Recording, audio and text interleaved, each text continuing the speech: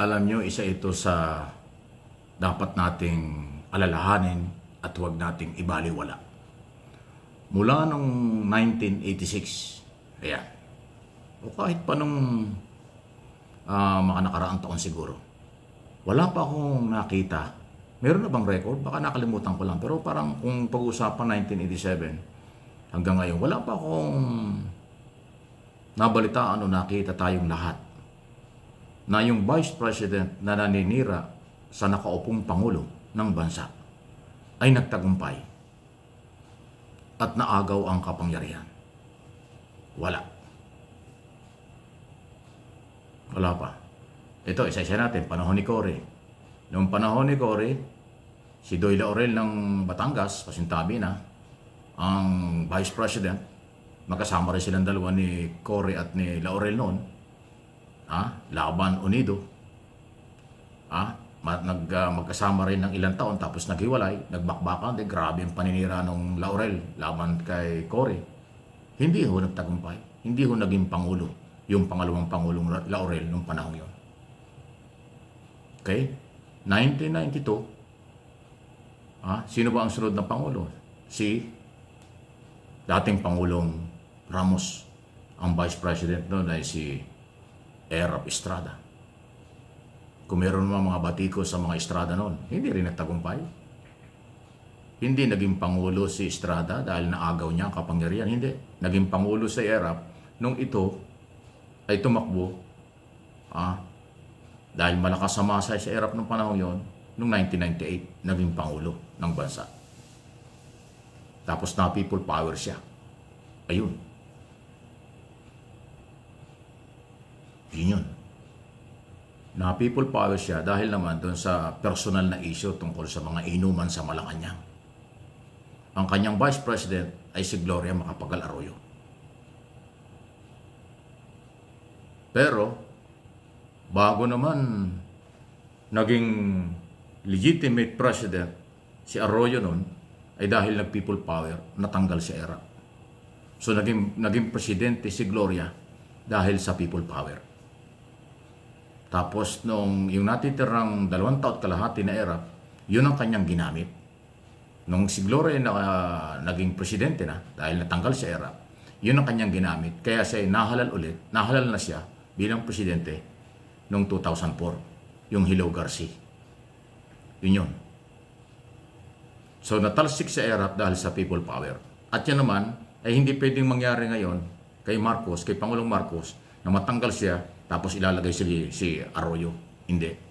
Alam nyo kung bakit naman si Arroyo ay siyang inilagay ng taong bayan dahil siyang Vice President na panahon yon at naging malakas ang kampanya laban kay Erap. Kasi wala namang lehitimong kaso ng korupsyon, katiwalian at pang-aabuso sa kapangyarihan. Si Gloria Macapagal Arroyo ng panahon yon. Napakabango ng pangalan ni Gloria Macapagal Arroyo ng panahon yon nung siya ay Vice President ni Erap. Walang confidential at intelligence pa na katulad ng kinakaharap ngayon ni Sara. Yun ang malaking pagkakaiba. At si Gloria ay hindi naman naging kritiko na matindi ni Erap. Ang naging kritiko ni Erap kaya siya na people power ay ang taong bayan. Pero walang choice ang taong bayan kung hindi ilagay si Gloria dahil siya yung Vice President at wala namang kasong graft in corruption. In other words, matinong Vice President si Sara. Si Gloria nung panahon yun. Kaya tinanggap ng tao. Nung mag-eleksyon ng 2004, ibang issue na kasi yung Hilaw Garci. Pagkatapos ng sino ba? Pumalit sa kanya. O di ba si Ninoy Aquino? O yung Vice President niya. Ay di ba? Si Binay. O ano nangyari kay Binay? Di rin naging presidente. O yung panahon nitong si Digong Duterte. Sino kanyang Vice President? Yung kanyang laging binubuli na si Leni Robredo. Pero hindi rin naging presidente. Naging presidente lang, ulitin ko, si Gloria kasi walang kasong korupsyon na kinakaharap. Kaya tinanggap ng taong bayan, matanggal si Erap, si Gloria ang pinaupo. Ngayon, kung gusto nyong palitan si Pangulong Marcos sa magitan ng inyong pag-aaklas kung mayroon kayong tao, Hindi naman tatanggapin ng taong bayan si Sara Duterte ang umupo dahil meron din siyang bagahe. Meron siyang problema sa graft in corruption sa confidential fund at intelligence fund. In other words, hindi malinis sa tingin ng majority ng mga Pilipino, lalo na ang Marcos supporters, Marcos loyalists at silent majority na malinis si Sara Duterte.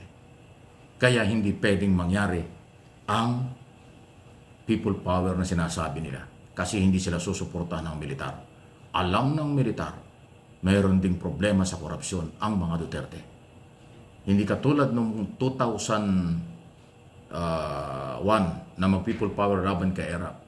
Walang issue ng korupsyon si Gloria, tulad ng sinabi ko. Kaya ginawa at pumayag ang military, si Gloria ang palit na vice na presidente, acting president o presidente. Yun yun. So, kaya ko't pinapaliwanag ito, magkaiba ang sitwasyon noong 2001 na maupo si Gloria kaysa sa panahong ito between President Marcos at Sara Duterte. Magkaibang magkaiba. Nire-recall lang natin para real talk malaman nyo ang kasaysayan. Ang malinis na pangalan, katanggap-tanggap na maging presidente, eleksyon o kung anuman.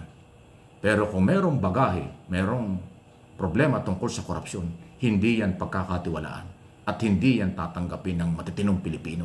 Yun ang aking opinion at analysis sa isyong ito. Kaya suntok sa buwan, malabo pa sa sabaw ng pusit, talagang sila'y makapag-organize at makakuha ng tao para tanggalin ang gobyernong ito. Dahil ang pamalit at gusto lang ipalit, punong-puno ng mga problema rin. Hindi malinis. Kumbaga kung produkto, hindi malinis na produkto, meron din siyang problema. Huwag kayong magagalit, pero siyempre magagalit yung mga Duterte kasi hindi niya alam itong isyong ito. Hindi naman sila nakakaintindi ng paliwanag dahil sarado ang isip niya. Ba't naman ako makikipagtunggali sa kanila? Paninindigan ko ang sinasabi ko. I know my job at alam ko ang sitwasyong pampolitika. Pero itong kailang galaw, hindi ito pampolitika. Interest lang nila ang nangingibabaw. Okay? Sa aking opinion. O sige, tuloy tayo sa iba nating mga balita. Protesta ito. Speaking of protesta, laban ho sa korupsyon, magpapatuloy. At hindi naman masama. Pati ho mga artista, aktor, aktris ay sumasali na.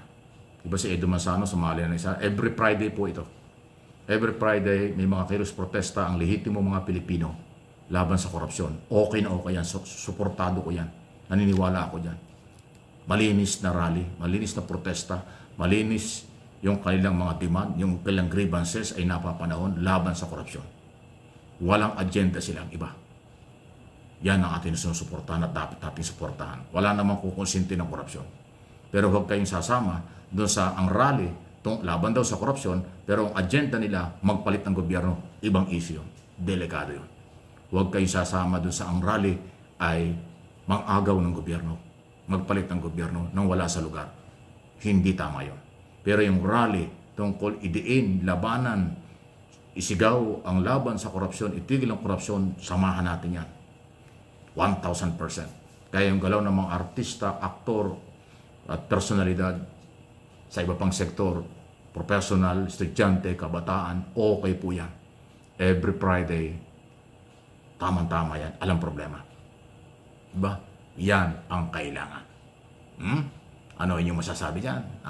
Maraming mga nangyayari, pero titiyakin ko dito sa aking mga channel, Mike Abby Opinions, ito yon at yung MA Pinoy TV natin isang channel, walang fake news dito. Ang nagsasabi lang ng fake news dito ay yung tinatamaan kasi totoo tayo. Kaya sila nagre-react na kung ano-anong below the belt at mga comment na below the belt kasi yun totoo hindi nila matanggap. Bahala kayo sa buhay nyo.